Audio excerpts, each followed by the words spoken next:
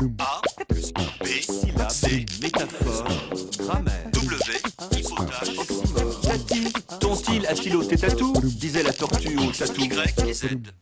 L'orthographe française est vénérable, mais elle n'est pas figée pour l'éternité. On peut, avec précaution, la rendre plus simple ou plus cohérente.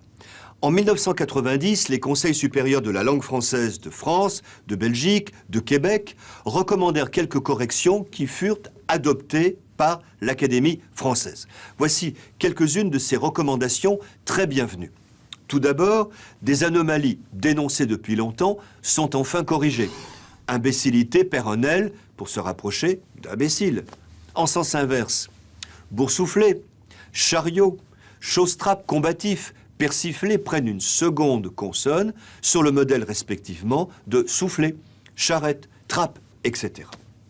De même, on prononce très généralement en français un « est » ouvert « est » quand la syllabe qui suit comporte un « e » sourd. C'est ainsi qu'on prononce très normalement « événement », « sécheresse », « crèmerie » et les formes verbales « on célébrera », « on opérera », etc.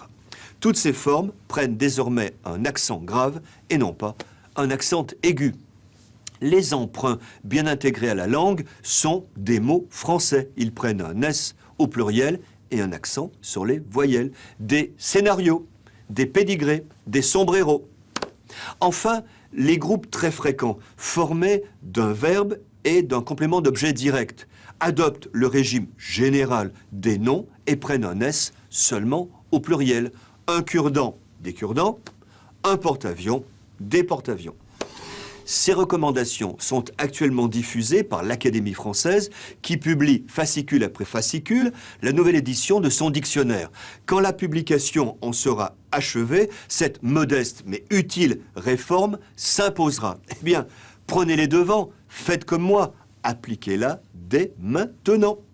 A plus B, syllabe, C, métaphore, grammaire, W, hypothèse, Oxymore. Y et Z.